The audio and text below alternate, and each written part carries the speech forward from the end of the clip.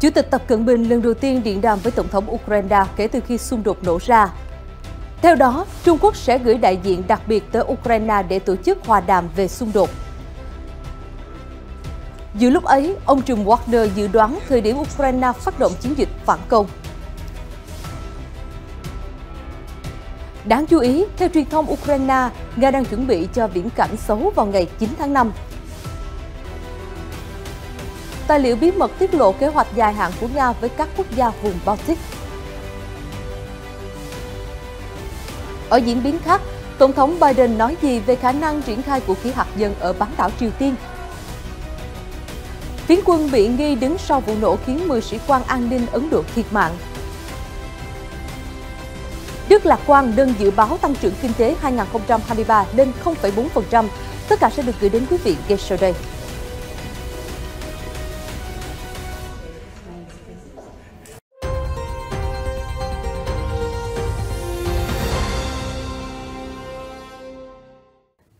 Rất vui khi được gặp lại quý vị trong chương trình Thời sự quốc tế. Những cập nhật mới nhất liên quan đến căng thẳng ở châu Âu cùng với các diễn biến xoay quanh chính trường thế giới sẽ được gửi đến quý vị trong chương trình hôm nay.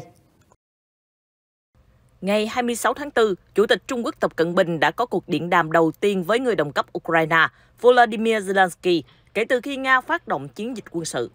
Theo Reuters, ông Zelensky đã nhanh chóng báo hiệu tầm quan trọng của việc mở ra mối quan hệ gần gũi hơn với bằng hữu thân thiết của Nga. Ông đã bổ nhiệm một cựu bộ trưởng làm tân đại sứ Ukraine tại Bắc Kinh. Nhà lãnh đạo tin tưởng cuộc điện đàm có ý nghĩa cùng với việc bổ nhiệm đại sứ sẽ tạo động lực cho sự phát triển của mối quan hệ song phương Trung Quốc-Ukraine. Về phía Trung Quốc, ông Tập Cận Bình tuyên bố Bắc Kinh sẽ gửi đại diện đặc biệt tới Ukraine và tổ chức các cuộc đàm phán với các bên tìm kiếm hòa bình, truyền thông Trung Quốc đưa tin. Theo quan chức Trung Quốc, nước này kêu gọi các bên nhìn lại tình hình ở Ukraine và tìm kiếm cách mới để đạt được hòa bình ở châu Âu. Trung Quốc luôn đứng về phía hòa bình liên quan đến vấn đề Ukraine, hy vọng rằng các bên sẽ nhìn nhận lại về khủng hoảng Ukraine và tìm kiếm con đường mới cho hòa bình lâu dài của châu Âu. Yu Jun, Phó Vụ trưởng Vụ Á-Âu của Bộ Ngoại giao Trung Quốc cho biết trong một cuộc họp báo ở Bắc Kinh. Đến nay, Chủ tịch Tập Cận Bình vẫn không lên án chiến dịch quân sự của Nga, thậm chí đã có chuyến thăm cấp nhà nước tới thủ đô Moscow vào tháng trước. Từ tháng 2, ông đã đề xuất một kế hoạch hòa bình 12 điểm cho Ukraine. Theo nhà lãnh đạo Trung Quốc, nước này sẽ tập trung thúc đẩy các cuộc hòa đàm và nỗ lực đạt được lệnh ngừng bắn càng sớm càng tốt, theo truyền thông Trung Quốc.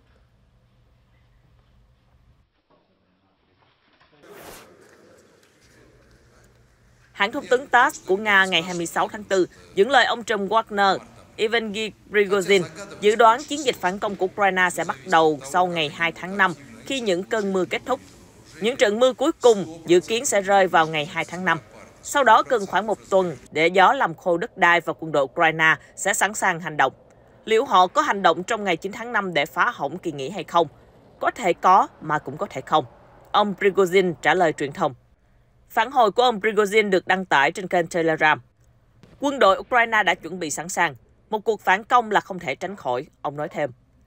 Khả năng xảy ra cuộc phản công của Ukraine đã được truyền thông kháo nhau những ngày qua, với nhiều thời điểm được đưa ra. Theo Bộ Ngoại giao, việc các nước phương Tây công khai suy đoán về chiến dịch phản công của Kiev chứng tỏ họ có liên quan trực tiếp đến cuộc xung đột. Tờ New York Times tuần này dẫn lời các tài liệu mật của Lầu Năm Góc và tình báo Mỹ cho hay, các lực lượng vũ trang Ukraine đang lên kế hoạch tiến hành phản công ở miền Nam vào tháng tới. Theo đó, đến cuối tháng 4, Ukraine sẽ có 12 lữ đoàn sẵn sàng chiến đấu, mỗi lữ đoàn có quân số 4.000 người.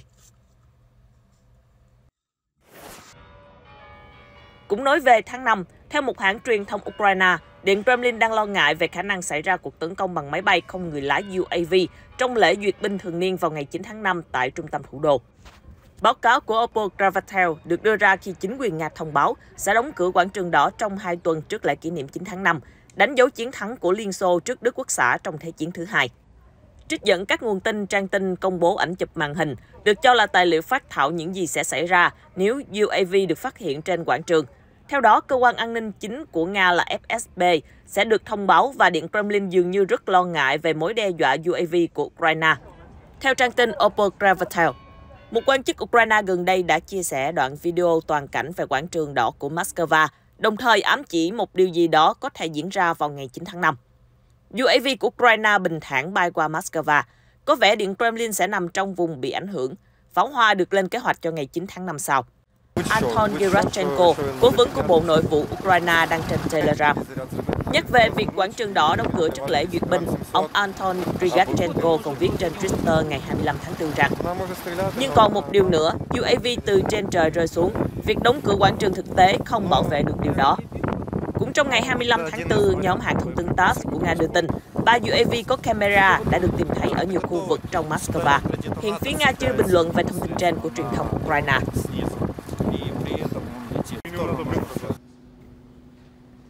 Quay trở lại với các cuộc giao tranh Nga-Ukraine, theo Sky News, ngày 26 tháng 4, Viện Nghiên cứu Chiến tranh ISW cho biết, các quan chức cấp cao của Mỹ và Anh không tin rằng Tổng thống Putin sẽ nhượng bộ, ngay cả khi lực lượng Ukraine phản công thành công. Tổ chức nghiên cứu có trụ sở tại Mỹ dẫn lời một quan chức EU nhận định trong tuần này rằng khả năng ông Putin rút lui dường như bằng không. Thay vào đó, nhiều khả năng Tổng thống Nga sẽ điều động thêm binh lính tới Ukraine. Celeste Wallander, trợ lý Bộ trưởng Quốc phòng Mỹ nói thêm rằng rất có ít bằng chứng cho thấy ông Putin sẽ thay đổi mục tiêu trong chiến dịch ở Ukraine. Mặt khác, người phát ngôn của Hội đồng An ninh Quốc gia Mỹ dự đoán Nga sẽ tiến hành một cuộc tấn công mùa xuân khi thời tiết được cải thiện.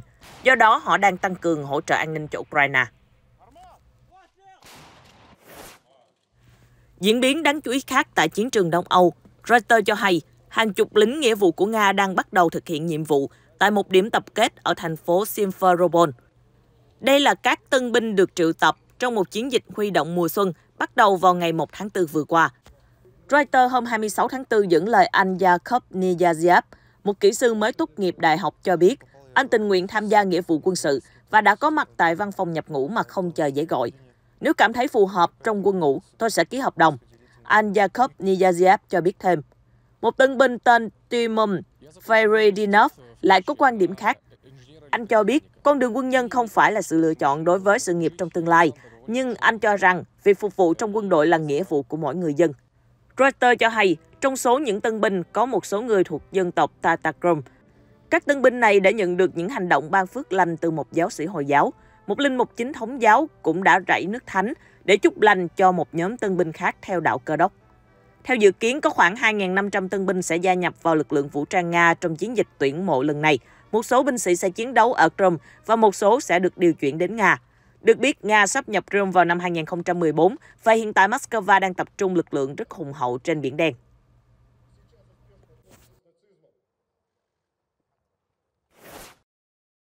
Sky News ngày 26 tháng 4 dẫn lời nhà phân tích Brady Afric từ Viện Doanh nghiệp Mỹ báo cáo rằng các lực lượng Nga đã dọn sạch một kho quân sự ở phía Bắc Crimea.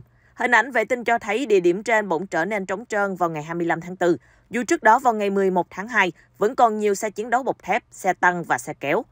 Bán đảo Crimea được Tổng thống Nga Putin sáp nhập từ Ukraine vào năm 2014 khi Nga phát động chiến dịch quân sự. Tổng thống Ukraine Zelensky ban đầu tỏ ra thận trọng khi nói về tham vọng kiểm soát lãnh thổ này.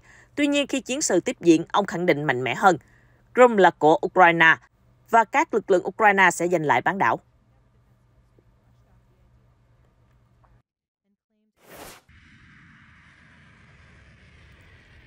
Liên quan đến tình hình chiến sự tại khu vực phía Bắc, quân đội Belarus đang được huấn luyện để sử dụng tên lửa đạn đạo Iskander, có khả năng mang đầu đạn hạt nhân, khi Moscow được cho là muốn tìm cách phân tán sự chú ý của Kiev ở khu vực biên giới. Newsweek cho hay, theo thông báo của Bộ Quốc phòng Nga trên Telegram hôm 26 tháng 4, các phi đội Belarus đã được huấn luyện cùng với lực lượng quân khu phía Nam của Nga, với nội dung sử dụng tên lửa đạn đạo tầm ngắn Iskander-M, loại vũ khí có thể mang đầu đạn hạt nhân hiệu suất thấp. Thông báo cho biết nội dung huấn luyện tập trung vào các kỹ năng thực tế để triển khai tên lửa khi chiến đấu. Những nỗ lực vừa qua đã đạt được thành quả và phi đội Belarus sẵn sàng thực hiện nhiệm vụ. Được biết, vào tháng 3, Tổng thống Putin tuyên bố sẽ triển khai vũ khí hạt nhân chiến thuật đến Belarus, một động thái đe dọa nhằm làm suy yếu sự ủng hộ của các quốc gia phương Tây với Ukraine. Theo Newsweek, cho đến nay Nga vẫn không thể lôi kéo đồng minh Belarus vào cuộc chiến với Ukraine, mặc dù Tổng thống Lukashenko cho phép quân đội Nga sử dụng lãnh thổ để triển khai lực lượng quân đội. Các quan chức Ukraine cho rằng việc Nga tiếp tục hiện diện ở Belarus nhiều khả năng nhằm đánh lạc hướng Kiev, khi Ukraine đang lên kế hoạch cho cuộc phản công mùa xuân, dự kiến sẽ tập trung vào các mặt trận phía Đông hoặc phía Nam. Ukraine và các quốc gia phương Tây hy vọng rằng các đợt tấn công tiếp theo sẽ giải phóng được những khu vực quan trọng, khi các đợt phản công năm trước giúp chính quyền Kiev chiếm lại Kharkiv và Kherson.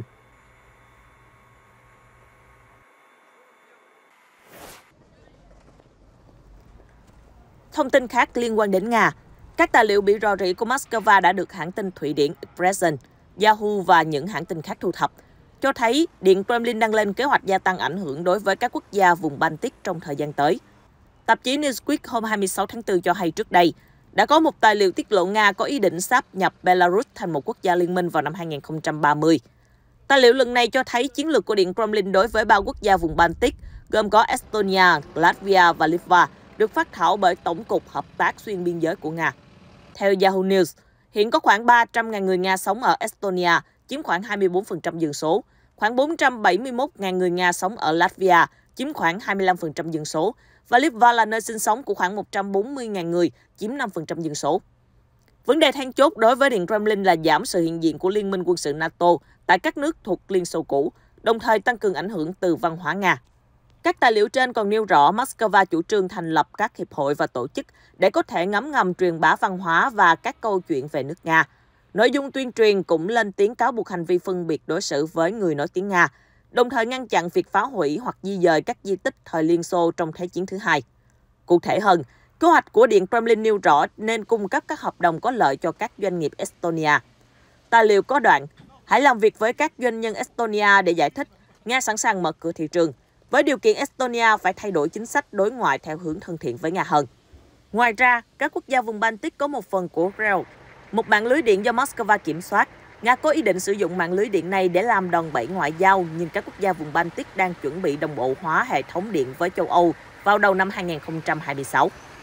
Đối với Litva, tài liệu thu thập cho thấy Nga có thể nêu ra các lập luận buộc giới lãnh đạo Litva phải thừa nhận những thiệt hại an ninh tiềm ẩn nếu cho phép sự hiện diện quân sự của NATO trong khu vực. Theo đó, Litva không nên nhận các hệ thống phòng không từ NATO, đồng thời cần hạn chế số lượng và phạm vi các cuộc tập trận cùng với tổ chức quân sự này. Trao đổi với hãng tin Expressen, người đứng đầu cơ quan an ninh Litva, Darius Zanitskis cho biết, Nga thường cố gắng sử dụng sức mạnh quân sự của mình để gây áp lực với các quốc gia khác. Mục tiêu của Moscow là thuyết phục cộng đồng quốc tế rằng họ sẵn sàng đối đầu quân sự nếu yêu cầu không được chú ý. Đối với Litva, kế hoạch của Điện Kremlin đề cập đến việc ngăn chặn NATO và thành lập một trường học tại cơ sở giáo dục của Nga ở thủ đô Riga, nơi sẽ trở thành trung tâm củng cố vị thế của ngôn ngữ, văn học và văn hóa Nga vào năm 2025. Theo đó, đến năm 2030, tiếng Nga sẽ được hợp nhất thành ngôn ngữ nhà nước. Yahoo News lưu ý rằng gần đây, cả Estonia và Latvia đã áp dụng các cải cách trong hoạt động giáo dục, theo hướng sẽ cấm dạy tiếng Nga ở các trường mẫu. Hiện Nga chưa phản hồi về những thông tin nói trên. Được biết, trước khi Moscow thực hiện chiến dịch quân sự đặc biệt tại Ukraine, các quốc gia vùng Baltic từng nhiều lần lên tiếng cảnh báo về một cuộc chiến tranh do Nga khơi mào. Vào tháng 2, cơ quan tình báo của Estonia cho rằng Nga đang muốn gây áp lực quân sự đối với các quốc gia vùng Baltic. Cơ quan tình báo Estonia nhận định, trong trường hợp xảy ra xung đột giữa NATO và Nga, vùng Baltic là khu vực dễ bị tổn thương nhất của NATO.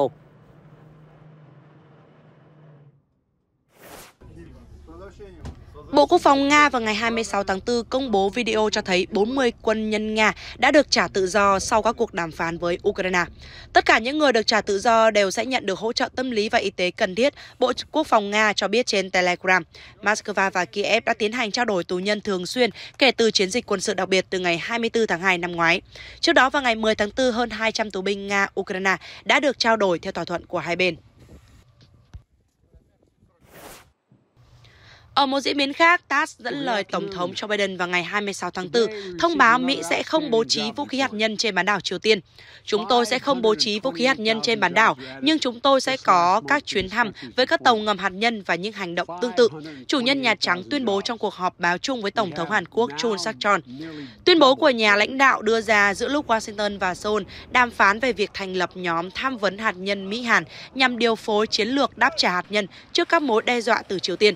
Trước đó, vào ngày 25 tháng 4, một quan chức cấp cao của Mỹ tuyên bố nước này không có kế hoạch đưa vũ khí hạt nhân chiến thuật của Mỹ đến bán đảo Triều Tiên. Cùng ngày, cựu cố vấn an ninh quốc gia Mỹ đã kêu gọi Washington tái triển khai vũ khí hạt nhân chiến thuật ở Hàn Quốc. Theo ông, bước đi sẽ là bằng chứng rõ ràng về quyết tâm của Mỹ trong việc đối phó với Triều Tiên. Ngày 25 tháng 4, Tổng thống Hàn Quốc Yoon suk yeol tuyên bố Liên minh Mỹ-Hàn phải bước sang một giai đoạn mới để cùng nhau vượt qua các khủng hoảng phức tạp, bao gồm tăng trưởng kinh tế trì trệ, cạnh tranh công nghệ và biến đổi khí hậu. Phát biểu một ngày trước hội nghị thượng đỉnh với người đồng cấp Mỹ, ông Yoon suk yeol cho hay, Liên minh an ninh song phương nên phát triển thành liên minh công nghệ đổi mới, hướng tới tương lai và về chuỗi cung ứng. Ông cho biết nền kinh tế hai nước đã và đang đối mặt với những thách thức mới và suy thoái kinh tế đang tác động đến môi trường đầu tư. Tổng thống Hàn Quốc phát biểu, cạnh tranh quyền bá chủ công nghệ, các vấn đề năng lượng và khủng hoảng khí hậu đang gây ra nhiều bất ổn cho hoạt động kinh doanh. Theo nhà lãnh đạo, Hàn Quốc đã vươn lên trở thành quốc gia dẫn đầu thế giới về sản xuất bộ nhớ bán dẫn, chiếm 60% thị phần toàn cầu. Ông nói các công nghệ cốt lõi của Mỹ và năng lực sản xuất tiên tiến của Hàn Quốc sẽ tạo ra sức mạnh to lớn mang lại lợi ích cho cả hai nước. Tổng thống Mỹ Joe Biden vào hôm 25 tháng 4 đã phát biểu trước các công đoàn ở Washington vài giờ sau khi ông thông báo tranh cử nhiệm kỳ 2. Ông Biden có bài nói chuyện trong khi các nghị sĩ Đảng Cộng Hòa tại Hạ viện cùng ngày 25 tháng 4 cho biết họ sẽ xúc tiến bỏ phiếu trong tuần này về một dự luật nhằm cắt giảm chi tiêu và tăng mức trần nợ công 31.400 tỷ đô la của chính phủ. Tổng thống Biden nói rằng Quốc hội phải nâng trần nợ vô điều kiện như đã 3 lần thực hiện dưới thời Tổng thống Đảng Cộng hòa Donald Trump để tránh vỡ nợ. Viễn cảnh vỡ nợ là hoàn toàn vô trách nhiệm, ông Biden nói trong bài phát biểu đầu tiên trước công chúng sau khi tuyên bố tái tranh cử. Chúng ta không phải là một quốc gia bế tắc, ông khẳng định. Ngoài ra, ông Biden cũng đề cập một vấn đề khác của kinh tế Mỹ và tái khẳng định cam kết chống lại điều mà ông gọi là sự cực đoan, MAGA. MAGA là viết tắt của khẩu hiệu đưa nước Mỹ vĩ đại trở lại, gắn liền với cựu Tổng thống Donald Trump, người có khả năng sẽ trở thành đối thủ chính của ông Biden trong cuộc bầu cử vào tháng 11 năm 2024. Đám đông lắng nghe Tổng thống Biden đã đứng dậy và hô vang những khẩu hiệu như là tiến lên và 4 năm nữa. Trong 2 năm tiếp quản Nhà Trắng từ chính quyền Trump, ông Biden đã được Quốc hội thông qua hàng tỷ đô la trong ngân sách liên bang để chống dịch COVID-19 và tái thiết cơ sở hạ tầng. Chính quyền Biden cũng chứng kiến tỷ lệ thất nghiệp thấp nhất từ năm 1969, mặc dù lạm phát cao nhất 4 thập kỷ đã làm phai nhạt các thành tích kinh tế.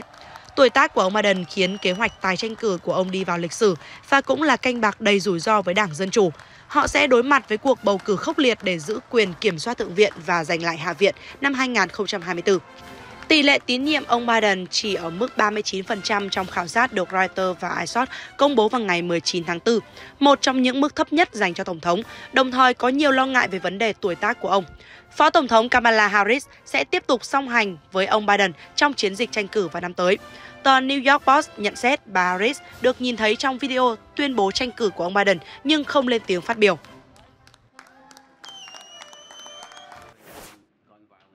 Thư ký báo chí Nhà Trắng Karine Jean-Pierre vào ngày 25 tháng 4 cho biết nếu tái đắc cử, Tổng thống Joe Biden chắc chắn sẽ tại vị trong 8 năm.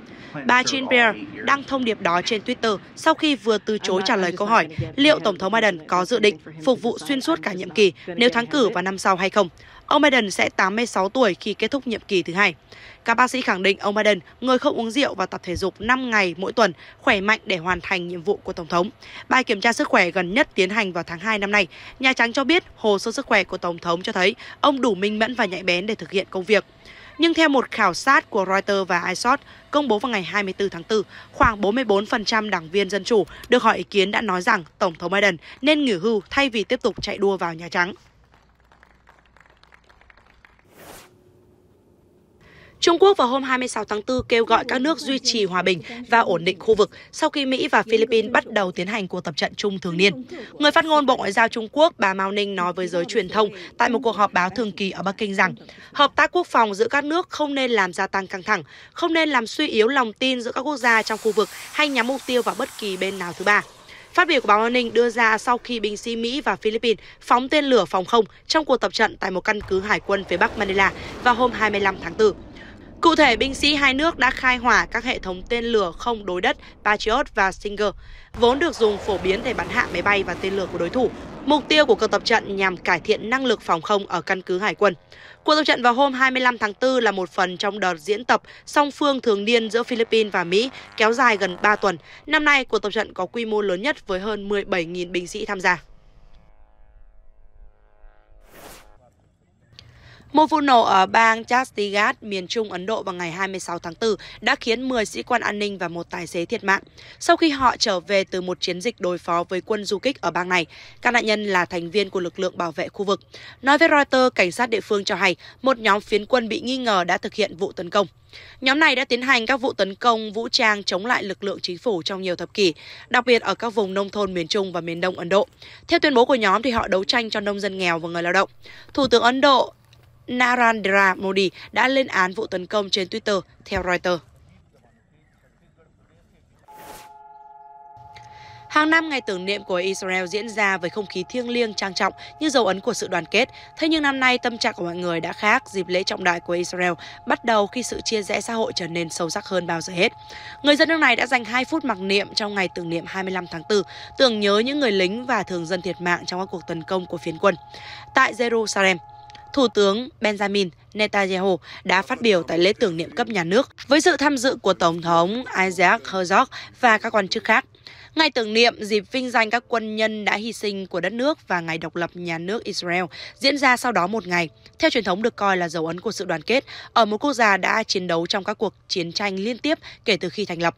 Nhưng năm nay, tâm trạng của mọi người đã khác, theo Reuters. Lễ kỷ niệm 75 năm ngày thành lập Israel diễn ra trong bối cảnh sự chia rẽ xã hội trở nên sâu sắc nhất sau khi hàng trăm nghìn người xuống đường phản đối kế hoạch đại tu tư pháp của chính phủ. Sự phản đối tạo nên cuộc khủng hoảng đối nội nghiêm trọng nhất trong lịch sử gần đây của Israel. Người biểu tình cho rằng kế hoạch cải tổ tư pháp của Thủ tướng Netanyahu nhằm siết chặt kiểm soát nhánh tư pháp có thể đe dọa nền dân chủ của đất nước. Trong khi đó, chính phủ và những người ủng hộ nói rằng thay đổi là cần thiết để kiềm chế các thẩm phán can thiệp vào công việc của Quốc hội và cơ quan hành pháp. Tuy vậy, trước sự tức giận dâng trào của người dân, chính phủ vào tháng trước đã tạm dừng kế hoạch cải tổ để cho phép tham vấn thêm. Reuters đưa tin chính phủ Đức ngày 26 tháng 4 đã nâng dự báo tăng trưởng kinh tế trong năm nay lên 0,4% từ mức 0,2% trước đó đã đưa ra. Sự phục hồi từ quý 1 vẫn tiếp tục diễn ra, điều này ảnh hưởng đến năng suất sản xuất và chỉ số môi trường kinh doanh, Bộ trưởng Kinh tế Đức Robert Habeck tuyên bố trong cuộc họp báo ở Berlin. Ông kỳ vọng quý 2 sẽ ghi nhận mức độ tăng trưởng gia tăng. Với những dự án mới, chính phủ Đức lạc quan hơn so với dự án kinh tế chung được soạn bởi 5 viện kinh tế nước này. Theo báo cáo, các chỉ số hiện tại cho thấy nền kinh tế sẽ phục hồi trong năm nay. Đối với năm 2024, chính phủ đã hạ nhẹ dự báo tăng trưởng xuống 1,6% so với mức 1,8% được đưa ra vào tháng 1. Dự báo lạm phát cũng được điều chỉnh với tỷ lệ cho năm 2023 và 2024 lần lượt là 5,9% và 2,7%. Trong năm ngoái, lạm phát đứng ở mức 6,9%. Thông tin vừa rồi cũng đã kết thúc chương trình Thời sự quốc tế. Xin chân thành cảm ơn quý vị khán giả đã quan tâm theo dõi. Kính chào tạm biệt và hẹn gặp lại.